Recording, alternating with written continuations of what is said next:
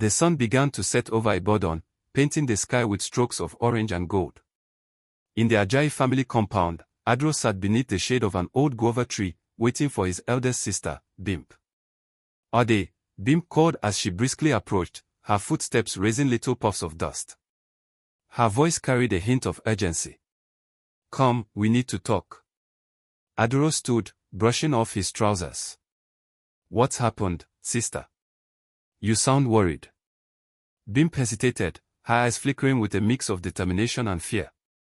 "It's about the inheritance," she finally said, lowering her voice. Adoro squinted, disbelief clouding his face. "Inheritance. But Mama and Papa's will is clear." Bimp shook her head, frustration tightening her features. "So I thought, but our cousin, Sigan, is challenging it. He claims he deserves a share." Adoro's jaw clenched. "Sigan? The one who hasn't visited in years. What could he possibly want now?" "He says he was promised a portion of the land," Bimp explained. "He's been spreading rumors, saying we're trying to cheat him." Later that evening, as the compound filled with the aroma of fried plantains, Adoro and Bimp called a family meeting. Their younger siblings, Tond and Sod, gathered around the wooden table, faces drawn with concern. "We need to act fast," Bimp began.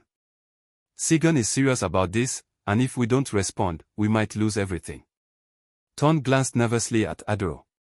"But what can we do? We are just trying to live peacefully." Adoro met his gaze, a fierce resolve in his eyes. "We fight. We stand up and defend what is ours." The next morning, Adoro found himself face to face with Sigan at the bustling market square. Sigan, tall and confident, leaned against a stall, eyeing Adoro with a smug grin. "So, Adoro," Sigan drawled. "I hear you're upset about all this." "It's just business, you know." Adoro bit back a retort, keeping his voice steady. "Business? This is our family's legacy you're talking about." Sigan chuckled, waving a dismissive hand. "Legacy or not, everyone needs to make a living. I have rights, too." Returning home, Adoro's mind raced. His heart pounded with the injustice of it all. Sigan's audacity threatened to unravel everything their parents had worked for. How can he be so selfish? Sod asked as they sat together in the courtyard, hands busy with peeling tubers. Adoro shook his head. "Some people only think of themselves. But we can't let this go." Bimp joined them, her expression mirroring their shared determination. "We need to consult with Uncle Leo. He'll know what steps to take." Days passed in a blur of meetings and discussions. Their uncle, a respected figure in the community, promised his support. "Sigan is playing a dangerous game," Uncle Leo said, stroking his beard thoughtfully. "But he doesn't realize he's ignited a fire in your hearts." Adoro nodded, feeling the weight of their family's future. They had to protect their heritage, no matter the cost. As weeks went by, rumors began to tarnish the Ajayi family name. Adoro noticed shopkeepers whispering as he passed, a new wariness in their eyes. In the compound, tension grew with each passing day. What was once a home filled with laughter now echoed with silence and uncertainty. During dinner, Ton mumbled, "I overheard some boys at school. They said we're thieves." Adoro's heart ached at his brother's pain. "We'll prove them wrong, Ton. Just you wait." Bimp returned from a meeting with the family lawyer, her face etched with worry. Sigan's case is strong. He's dug up old letters that might support his claim. Adoro frowned, trying to understand. "But those letters don't mean anything. They are just words." "It seems he has people willing to testify," Bimp replied, her frustration palpable. "We have to find a way to counter this." One night, unable to sleep, Adoro sat alone in the darkened living room, the weight of their troubles pressing down on him. He remembered his father's words, "Family first. Always." He vowed to honor those words by doing whatever it took to protect what was theirs. Early the next morning, as the first light touched the sky, Adoro headed to see an old friend, Olayemi, who knew more about the land than most. "Ola," Adoro started, pacing the dusty ground. "We need evidence that can help us." Something more concrete. Ajayi nodded, understanding the urgency. Let me see what I can find. There has to be something in the records. With a newfound hope, Adoro returned home. His resolve to fight back felt stronger than ever, but so did the anxiety of what lay ahead. Ton approached him, a shadow of the boy he once was. Brother, are we going to lose everything? Adoro placed a reassuring hand on his shoulder. Not if I can help it. We will find a way. Just as Adoro thought they had hit rock bottom, a letter arrived. It was an official summons to court. The case was moving forward faster than expected. He read the paper with clenched fists. This was Sigan's move, his attempt to force their family into submission. The court date is set, Adoro announced, presenting the letter to Bimp. We don't have much time. Bimp placed a hand on his arm, her support unwavering. We are with you, Ode. Till the last breath. The Ajayi siblings gathered in a circle, their unity a silent promise to one another. They would face everything together. As the day of reckoning drew nearer, an unexpected visitor arrived at their door, Sigan, with a sly smile plastered across his face. What do you want now? Adoro asked, his voice unsteady with a mix of anger and disbelief. Sigan leaned in, speaking just loud enough for Adoro to hear. Are you ready to lose, cousin? Because I always win. The words sent a chill through Adoro's spine, but he refused to show fear. Instead, he met Sigan's gaze with a resolve forged in fire. You think you can break us, Sigan? You might find we're stronger than you imagined. Sigan chuckled darkly, unfazed. We'll see about that, cousin. We'll see. As Sigan walked away, Adoro knew they were nearing a breaking point. Every choice, every action, now carried the weight of their family's future. The morning of the court hearing dawned grey and heavy. The Ajayi family gathered, silently drawing strength from each other as they prepared to face Sigan in a battle that felt almost impossible to win. In the car, Adoro listened as Bimp prayed softly, her words barely audible above the engine's hum. God, give us the strength to fight for what is ours, and the courage to face whatever comes. Adoro nodded, though he couldn't quite bring himself to pray. His heart was a furnace of anger and hurt. How could Sigan threaten to steal everything they had worked for, everything their parents left behind? The courtroom buzzed with a low hum of whispers and shuffled papers. As Adoro took his seat next to Bimp, eyes from various corners of the room bore into them, some with pity, others with scorn. Sigan sat on the opposite side, flanked by his lawyer and a few supporters. He looked relaxed, confident, a stark contrast to the tension simmering in Adoro's veins. As the proceedings commenced, evidence was laid out, the disputed wills, Sigan's letters, testimonies. Adoro tried to focus, but his mind drifted, plotting ways to counter every claim. During a recess, Adoro stepped out into the corridor, the air cool against his heated skin. He leaned against the wall, trying to catch his breath amid the storm of emotions. God won't forsake us, Ode, Bimp said, standing beside him. Her voice held conviction, a steady strength Adoro envied.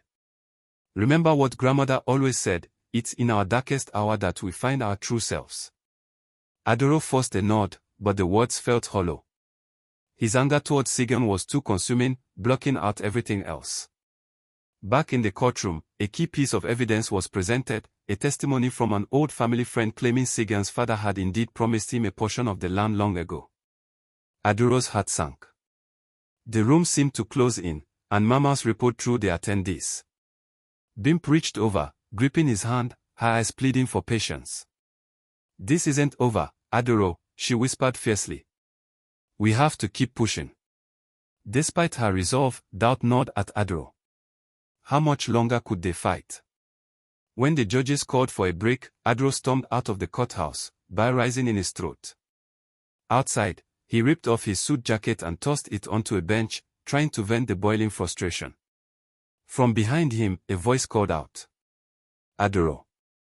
It was Ajayi, his friend and ally in the hunt for evidence that could tip the scales. I found something, Adoro, Ajayi panted as he reached the bench. The records, they show discrepancies. Land surveys, there might be proof hidden there. Hope flared briefly in Adoro's chest, but just as quickly crashed under the weight of reality. Will it be enough? He asked, voice hoarse with desperation. Sigan's case is strong. Later that evening, alone in his room, Adoro sifted through the old documents Oloyemi had handed him. Each page was a thread to their past, a possible lifeline to their future. But doubt and weariness whispered a tempting thought: what if revenge and a court battle won the answer?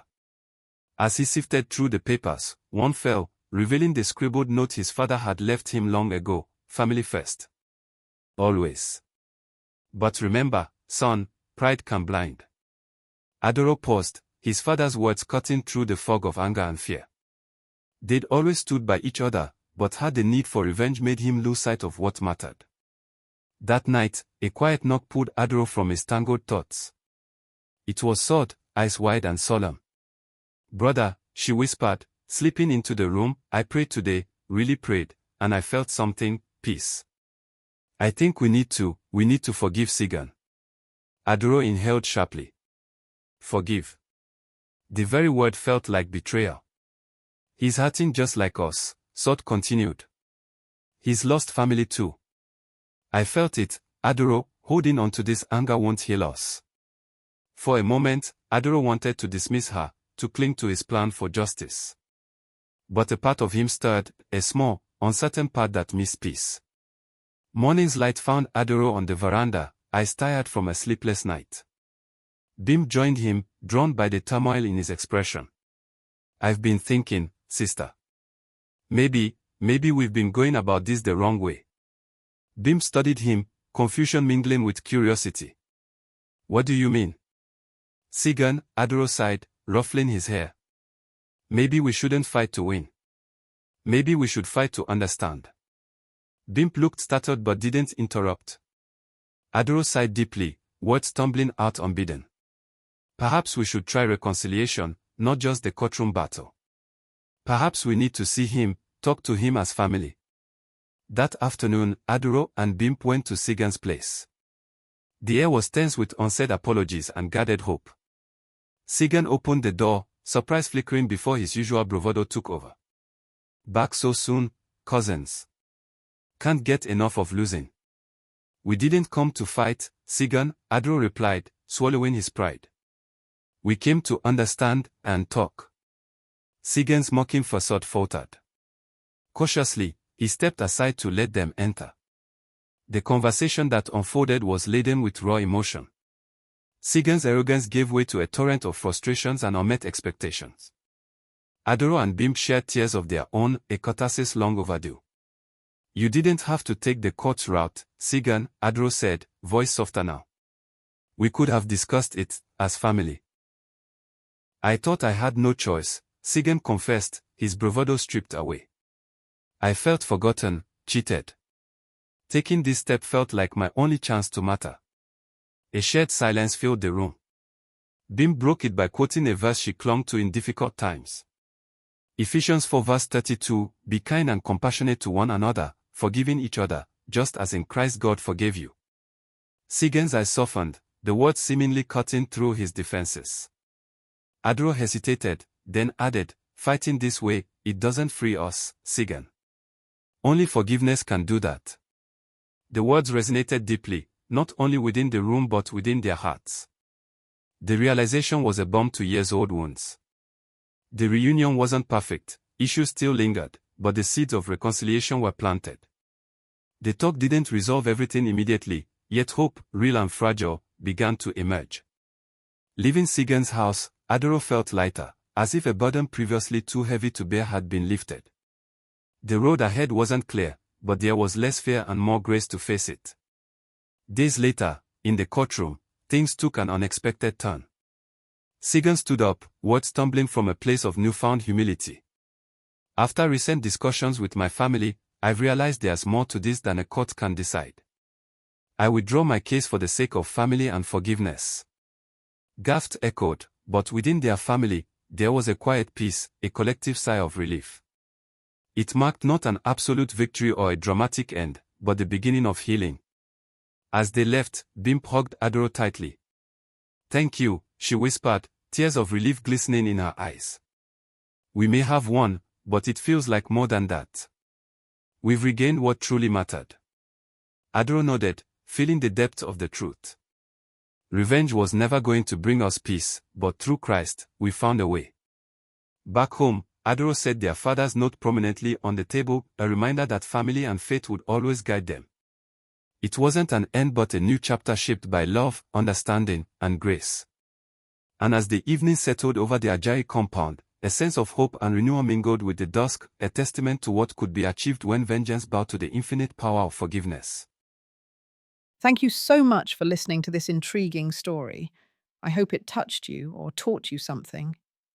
For more stories like this, don't forget to like, share, and subscribe to the page.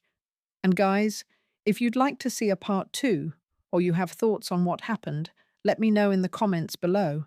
I'd love to hear from you. See you in the next story.